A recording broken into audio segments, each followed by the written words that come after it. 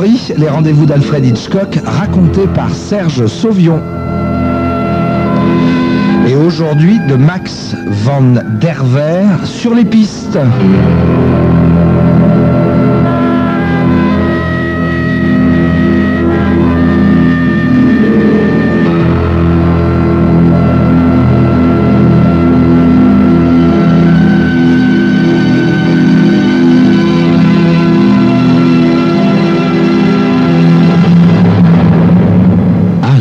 Cartwell nous a convoqués dans sa chambre d'hôpital, comme un maître siffle des chiens bien dressés.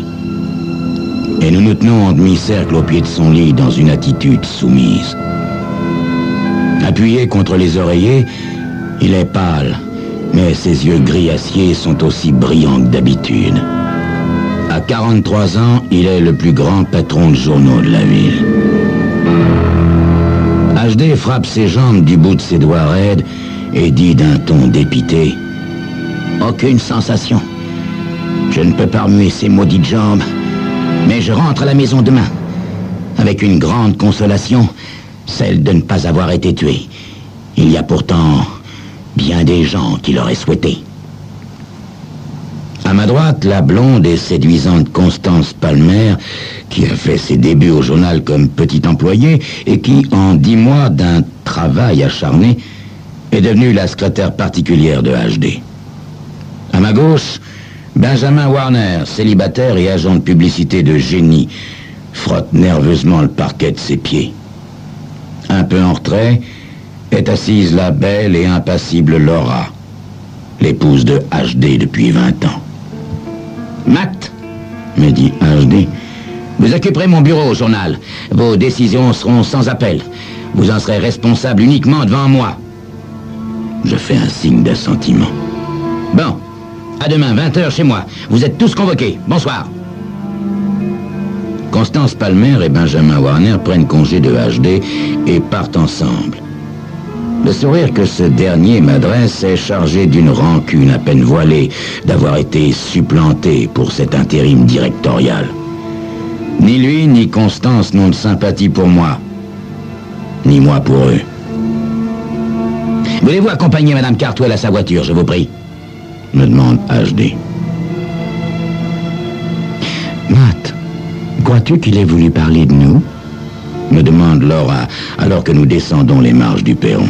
« Un patron de journal se fait des ennemis tous les jours, mon ange. »« Mais est-ce qu'il sait ?»« Non, dis-je d'un ton assuré. »« Je t'aime, » murmure-t-elle dans un souffle.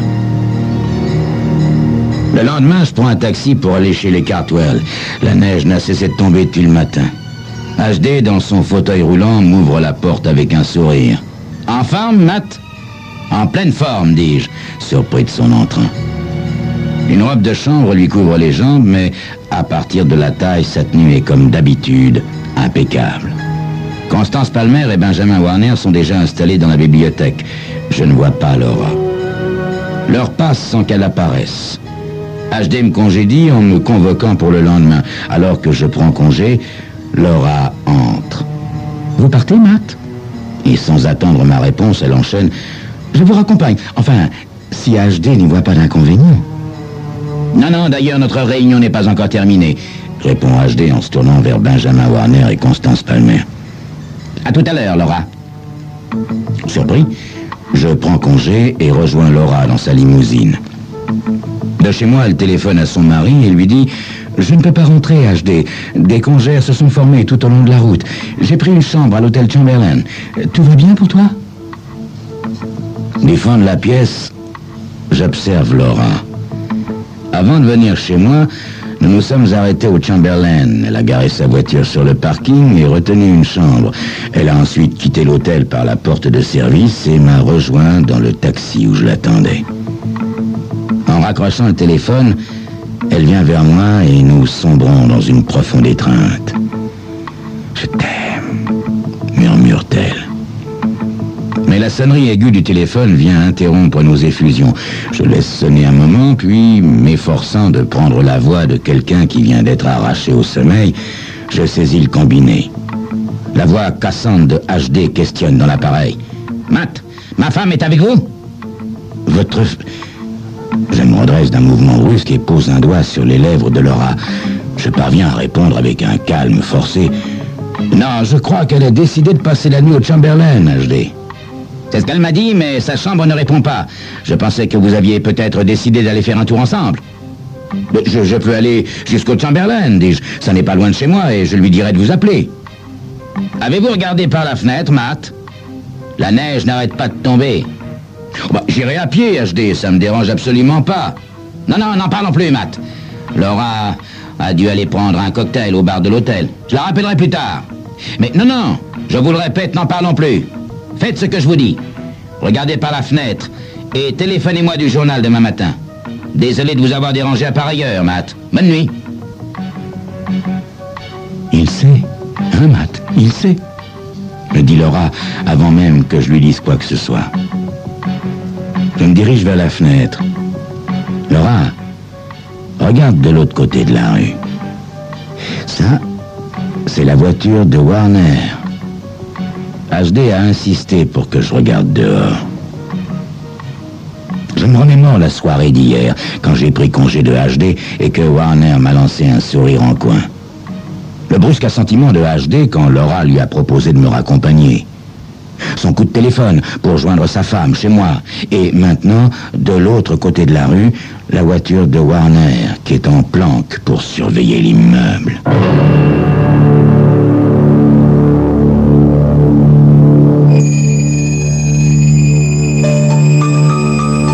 HD est donc à ce point perspicace.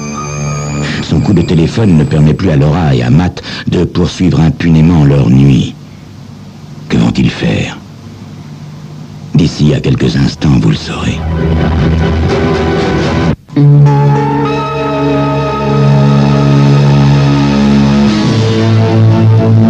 Qu'allons-nous faire, Matt?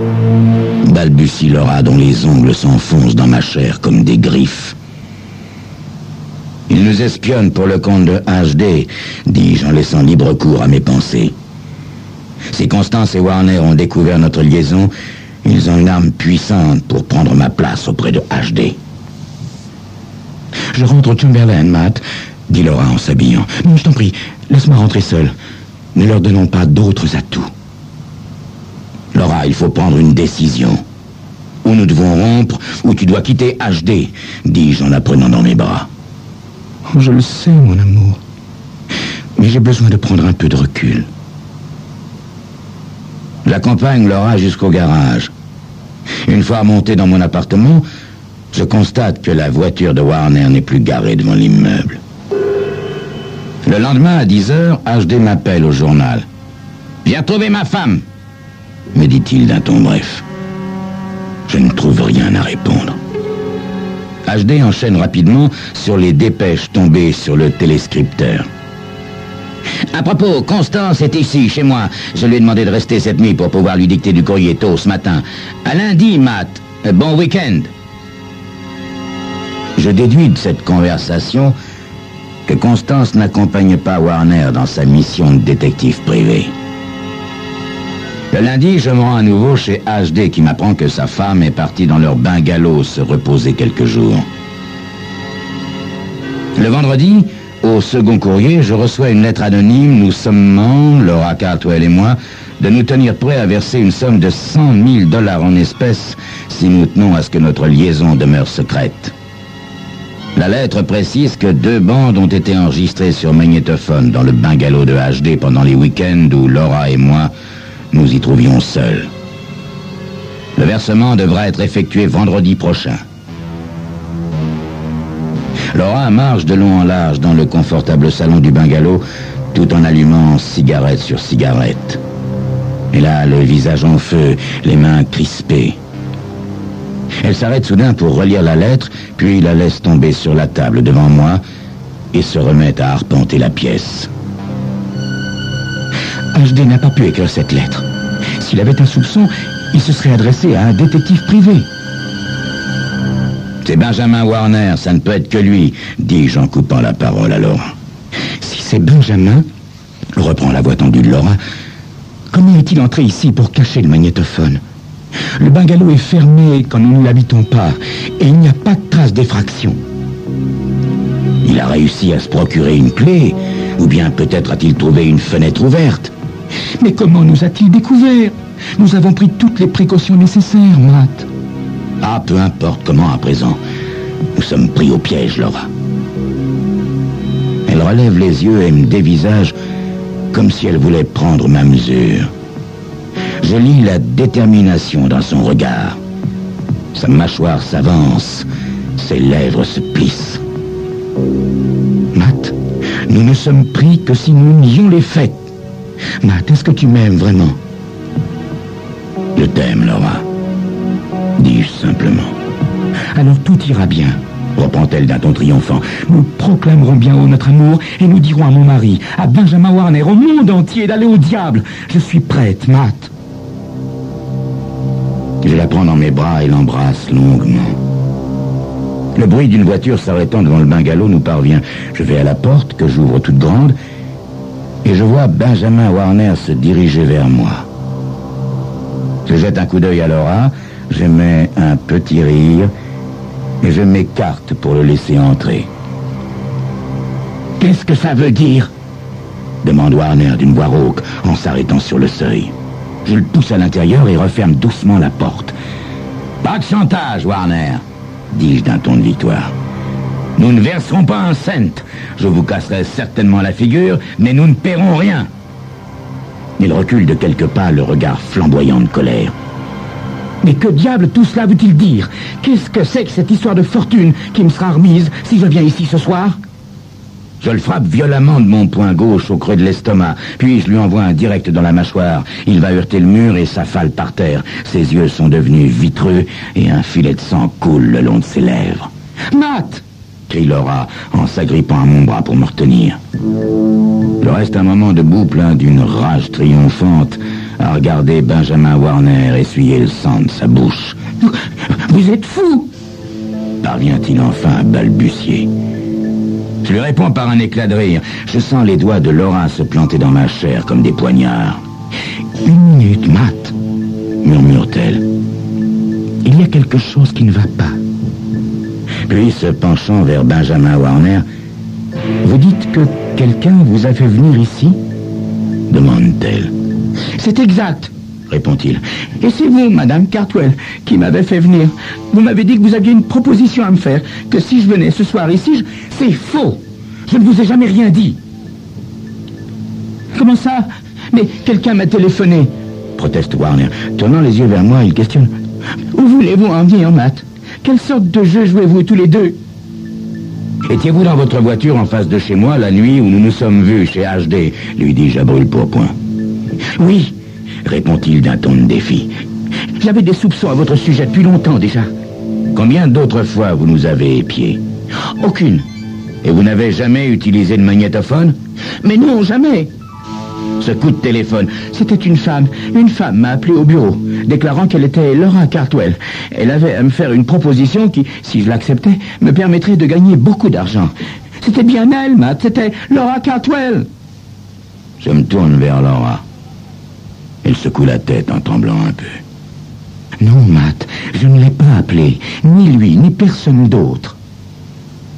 Benjamin Warner a réussi à se mettre debout. Je le saisis brutalement pour le faire avancer et lui mets sous le nez la lettre que j'ai reçue. « Lisez ça !» dis-je, « et dites-moi que ce n'est pas vous qui l'avez écrite. » Soudain, le bruit d'un coup de feu retentit. Un bruit assourdissant. Je pousse un cri et me laisse choir en avant, roulant sur moi-même. Je vois Laura s'affaler. Le sang ruisselle de sa tempe gauche. Le second coup de feu envoie Warner contre la cheminée. Il s'y cramponne, mais au troisième coup de feu, il s'affaisse. Puis, il n'y a plus que le silence et l'odeur de la mort. Je me redresse péniblement en m'appuyant sur le divan. La vitre de la fenêtre a été brisée et des éclats de verre jonchent le sol. Laura Cartwell et Benjamin Warner étaient des cibles faciles pour celui qui se trouvait dehors, derrière cette fenêtre. Mais pourquoi n'ai-je pas été tué, moi aussi? Je cours à la porte d'entrée, mais ne vois rien dans l'obscurité. La vue des cadavres me remplit de panique. M'élançant vers ma voiture, je prends le volant et descends à toute allure la colline, puis je tourne en direction de la ville, conduisant sans penser à ce que je fais. C'est seulement après avoir regagné mon appartement et bu un peu d'alcool à même la bouteille que je sens la raison me revenir. C'est HD, j'en suis sûr, c'est lui. C'est lui qui a envoyé quelqu'un pour téléphoner à Benjamin Warner en imitant la voix de Laura Cartwell. C'est lui qui a introduit le magnétophone dans le bungalow. Et c'est lui qui a ensuite planqué chez Warner les bandes magnétiques que la police ne va pas manquer de trouver. Si je n'ai pas été tué, c'est que HD préfère me voir passer en jugement et condamné pour double meurtre. C'est un sadique. Et il veut me torturer. Pour la première fois de ma vie, je m'apprête à forcer une porte. Par cette nuit calme et glaciale, je me tiens accroupi sous une fenêtre du rez-de-chaussée de la maison où habite Warner, prêt à bondir au moindre bruit. À une quarantaine de mètres derrière moi, il y a une autre maison en briques. Je transpire abondamment malgré le froid. Les fenêtres de la maison sont sombres. Je m'arme de courage et je parviens à ouvrir suffisamment la porte-fenêtre pour entrer. J'ai la présence d'esprit de la refermer derrière moi. Je me mets aussitôt à fouiller l'appartement. Il ne me faut guère de temps pour découvrir les bandes de magnétophone. Elles sont rangées dans une boîte à l'intérieur d'un tiroir. Je les mets dans ma poche, ressors par la fenêtre que je referme et quitte les lieux. Je ne me souviens de la lettre de chantage qu'au moment où je rentre chez moi. Je reprends donc la voiture pour retourner au bungalow. La lumière n'est pas allumée, la porte d'entrée est ouverte, le feu continue à pétiller dans la cheminée. Les corps sont étendus dans une pose grotesque. Et la lettre est restée posée sur la table basse. Je me suis rappelé à temps que la police est toujours habile à faire des découvertes sensationnelles parmi les cendres. J'emporte donc cette lettre que je brûle chez moi. Et j'en disperse les cendres par la fenêtre. Je suis maintenant convaincu de n'avoir rien laissé au hasard et d'avoir damné le pion à HD Cartwell. À 10 heures du matin, je suis tiré du sommeil par les policiers qui viennent m'arrêter sous l'inculpation de double meurtre. Ils exhibent 2 bandes de magnétophone trouvées dans l'appartement de Benjamin Warner et déclarent qu'ils soupçonnent celui-ci d'avoir fait chanter Laura Cartwell ou de l'avoir menacée de chantage. Laura m'a mis au courant de ces menaces et j'ai combiné un plan destiné à attirer Warner au bungalow. Puis je me suis caché derrière la fenêtre pour tirer sur Warner. Les policiers ajoutent que j'ai tué Laura accidentellement, à moins que je n'ai décidé de mettre fin à notre liaison.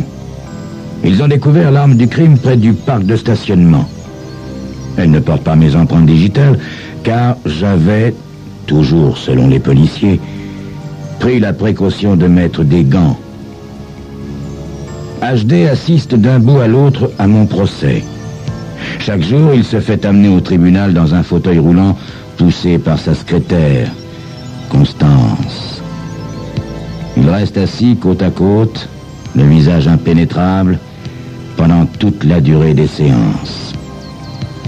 Tous deux sont appelés à la barre des témoins, mais ni l'un ni l'autre ne peuvent apporter de preuves contre moi. Ils affirment tout ignorer de ma liaison avec Laura ou d'un ménage à 3 dans lequel Warner aurait été compris. 4 mois après le jugement qui m'a condamné, Constance Palmer et HD partent en voyage de noces dans une station de ski. HD trouve la mort quelques jours plus tard dans des circonstances encore mal établies. L'enquête n'expliquera jamais comment HD est tombé de la terrasse de leur chambre. J'ai mis longtemps à comprendre qui a exécuté ces meurtres et pourquoi. Je me suis d'abord égaré en pensant que c'était la vengeance de HD. Mais maintenant, du fond de ma cellule, en imaginant la jeune veuve skier sur les pistes blanches, j'ai une autre idée sur la question.